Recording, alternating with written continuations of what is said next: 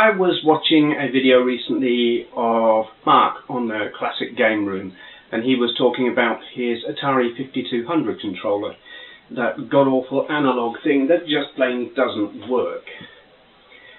Now, here in the UK, we didn't get the 5200, and that's probably a good thing. But we're not short of really crappy controllers over here either. The first thing I thought of whenever I see the 5200 controller is this.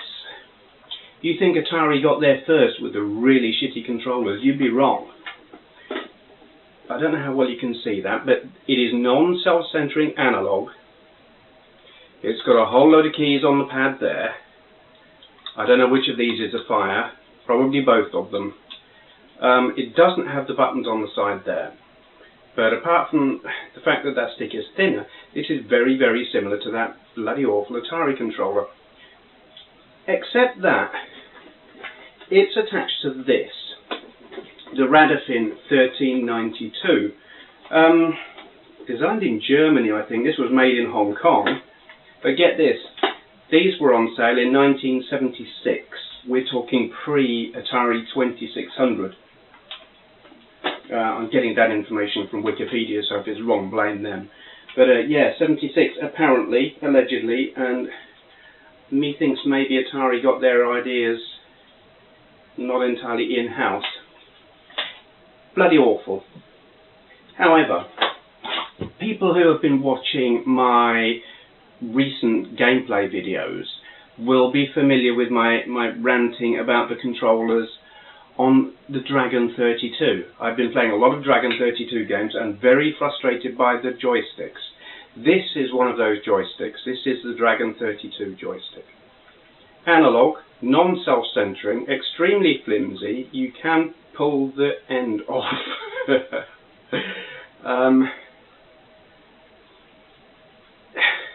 And the fire button is there, so you... I don't know which is more comfortable, playing left or right hand on the stick, but it's very non-intuitive, really. I mean, it's not horrible. It would be very, very good on, say, a flight simulator where analog would be handy. But the lack of self-centering is a problem, and as I demonstrated earlier today, playing games like Frogger with this is ridiculous, utterly, utterly stupid. It doesn't work. So that is probably one of the worst joysticks I've ever had the misfortune of using. It's not badly made. Well, alright, it's a bit flimsy, but it's really that it's completely inappropriate for a lot of the kind of games that it gets used for.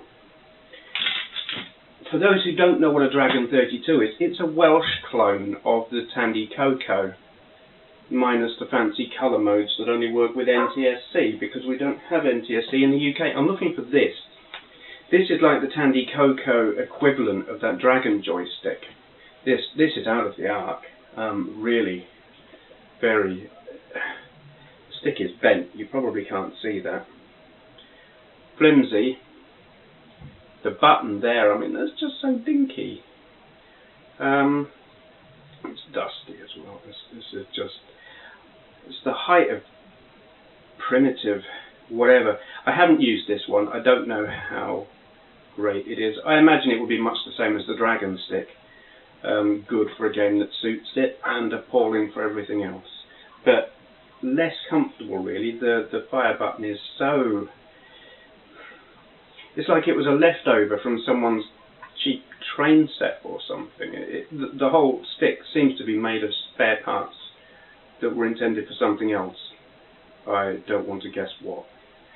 I've got another Tandy CoCo stick. This I suspect is like the official one. I find this very, very strange. Again, analog, no self-centering, dusty as hell, Radio Shack written along the top there, and the fire button on the top. This actually makes more sense, I think, than the other ones. Doesn't necessarily mean it's good. I don't like analog sticks. But yeah, I'm not entirely sure what it is. What point am I trying to make on this video? I think really all I'm trying to say is Atari definitely didn't have a monopoly on the design and construction of analog sticks that really aren't fit for purpose. And that Radofin thing, I would not be surprised if Atari just completely ripped them off. You know, it's like they saw this, thought that's great. I don't know why they would. Stuck some fire buttons on the side, stuck a slightly fatter stick on there, and stuck an Atari label across the front. So yeah, thought I'd share that with you. For all the people who've been watching my Dragon videos and thinking, why is he struggling so badly? That is why. Thank you for watching. This and videos of other retro games in my collection and a video of my console and computer collection can be found on my YouTube channel, along with a link to my website retrogamingcollector.com, so take a look at that if you've got nothing better to do. Thank you for watching.